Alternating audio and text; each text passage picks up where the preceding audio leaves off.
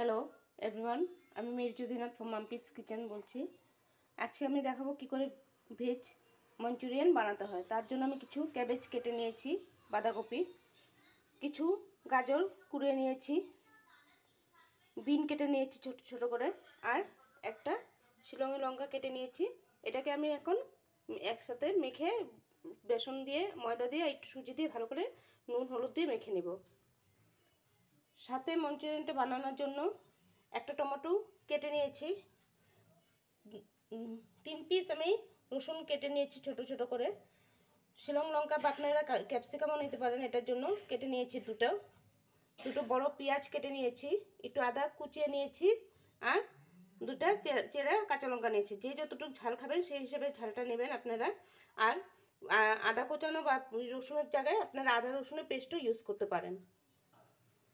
এটাকে এখন রেডি করে নিয়েছি। সব ভেজিটেবলগুলো মেখে একটু সুজি দিয়ে, ময়দা দিয়ে আর বেসন দিয়ে, ময়দা আর বেসনের কোয়ান্টিটিটা বেশি হবে, সুজির কোয়ান্টিটিটা এখানে কম হবে। 1/2 চামচ হলুদ গুঁড়ো দিয়েছি, 1 চামচ নুন দিয়ে এটাকে ভালো করে এরকম করে মেখে নিয়েছি।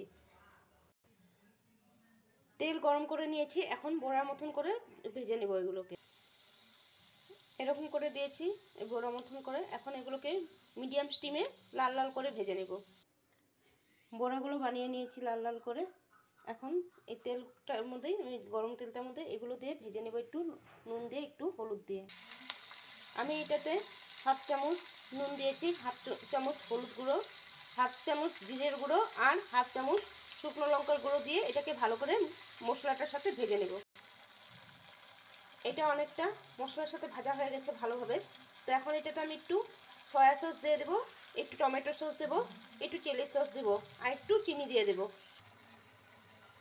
আমি এখন এটাতে, আপনারা দেখতে পাচ্ছেন, টমেটো সস দিয়েছি, সয়া সস দিয়েছি, একটু চিনি দিয়েছি, একটু চিলি সস দিয়ে দিয়েছি। এখন এটাতে একটু জল দিয়ে এটাকে এখন বড়াগুলো দিয়ে দিয়েছি, একটু ঝোলটা বয়েল হচ্ছে, একটু বয়েল হলে এটাকে নামিয়ে দিব। প্লিজ এই চ্যানেলটাকে লাইক করবেন, শেয়ার করবেন অ্যান্ড সাবস্ক্রাইব করবেন। Thank you for watching this video.